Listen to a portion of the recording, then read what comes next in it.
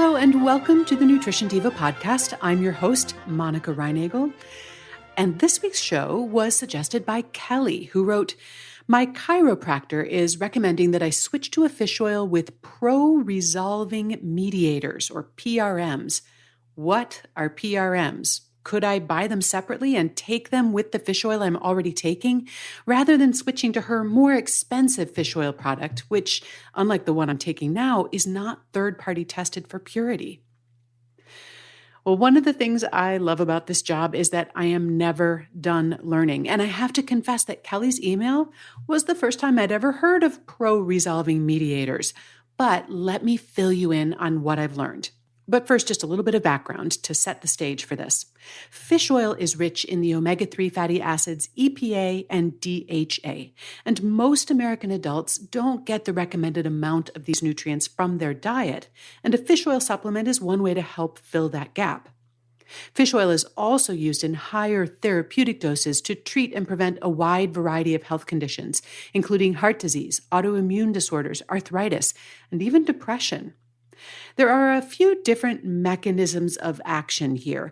Omega-3s are antithrombolytic. That means that they reduce the tendency of blood to form clots. And they're also potent anti-inflammatories. So how do they do all of this?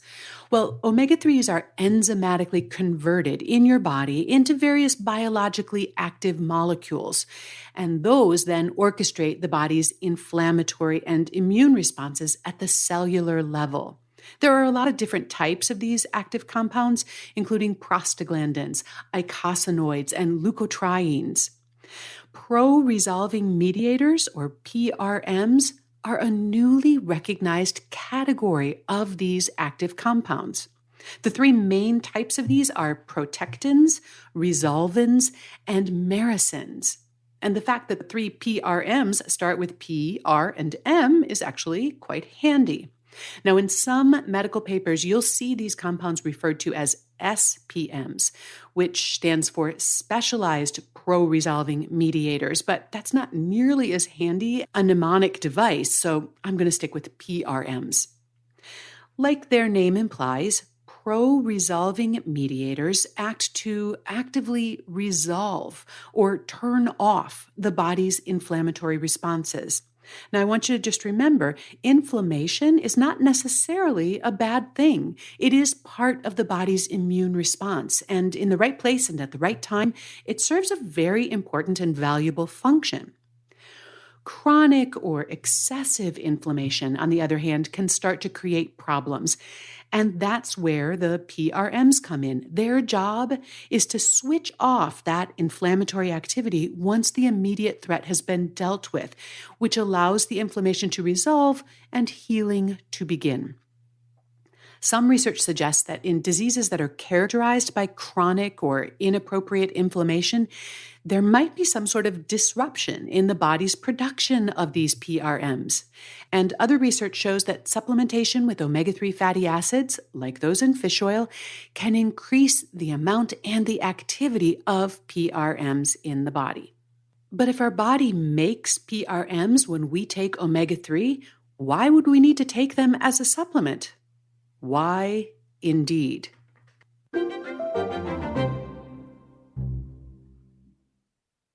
So the question is fish oil with PRMs more effective than fish oil without it? Including PRMs in a fish oil supplement may be a way to distinguish your product in a very crowded marketplace and then to sell it at a premium price. But there doesn't appear to be any published research in humans showing that taking a supplement containing PRMs would accomplish anything more than supplementing with fish oil. Get this, I even stumbled across a couple of supplements where PRM stood for pre-resolving mediators instead of pro-resolving mediators. And the marketing material explains that pre-resolving mediators are the precursors that the body needs to make pro-resolving mediators. In other words, plain old fish oil. As for the actual pro-resolving mediators, there's actually very little research of any kind to speak of. Remember, it's only been a few years since we discovered them. Since then, a few studies have looked at the effects of individual cell types in petri dishes, But look, what happens to a cell in a petri dish and what happens to cells, tissues, and organs in a living organism is a very different thing. There are also some rodent studies that at least look at the effects of PRMs in vivo, but these are simply looking for mechanisms of action. They don't compare the relative effectiveness of PRMs to other anti-inflammatory agents such as fish oil. Now, I expect that more research will follow, but it'll be a while before we get to the level of research that would test the safety and effectiveness of PRM supplements on symptoms or on risk factors in human beings. In the meantime, I don't think there's any reason to shell out more for fish oil with PRMs. But that also begs an interesting question, and that is, should healthcare providers even be selling supplements? Now, many healthcare practitioners recommend nutritional supplements to their patients and to their clients, and some of them also sell these products. Often, this is seen as a convenience to the patient. Instead of having to hunt for a specific product or research the differences between various brands, you can simply walk out the door with your practitioner's preferred brand in your hand. And sometimes healthcare practitioners have access to brands and products that are not readily available through direct-to-consumer channels. However, it does introduce a thorny issue. We want to trust that our practitioners' advice and recommendations are based solely on our needs. But when part of their income stream comes from supplements or other products that they sell, it does introduce a conflict of interest.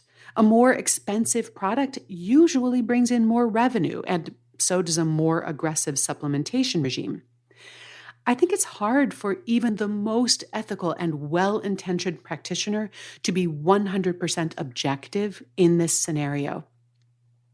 A busy practitioner may not have time to thoroughly research and follow the science behind various nutrients, so they rely pretty heavily on the information provided by the sales representative, who's going to present their product in the best possible light, exaggerating the positive effects and the positive cash flow, and minimizing any gaps in the research or information about alternatives. Sometimes it's not even the practitioner who is choosing these products, but an office manager who may not have any training in nutrition, but whose job it is to run a profitable or at least a solvent practice. Now, if all of this sounds kind of familiar, it's because it's very similar to the model by which pharmaceuticals are sold to healthcare professionals. Most physician education on the effectiveness of drugs and medical devices is provided by the companies that sell them. And as a result, the drugs most frequently prescribed are not necessarily the most effective or the most cost-effective choices. And the same is true for nutritional supplements that are sold by healthcare practitioners, even the really well-meaning ones. If you have questions about whether a high-priced supplement is really worth the money, feel free to send it my way, and I may include your question in an upcoming episode. And if one of your questions has to do with how to lose weight in a way that's sustainable, I wanted to let you know that Brock Armstrong of the Get Fit Guy podcast and I are presenting another free workshop this weekend on Saturday, and we're going to be sharing 5 key shifts that can help you stop the yo-yo dieting cycle and learn how to lose weight in a way that's sustainable. You can get more information at wayless.life/sustainable. You'll find a transcript of today's show along with links to that research that I was able to find on PRMs on our website at quickanddirtytips.com. While you're there, you can search the entire Nutrition Diva archives. You can send me an email.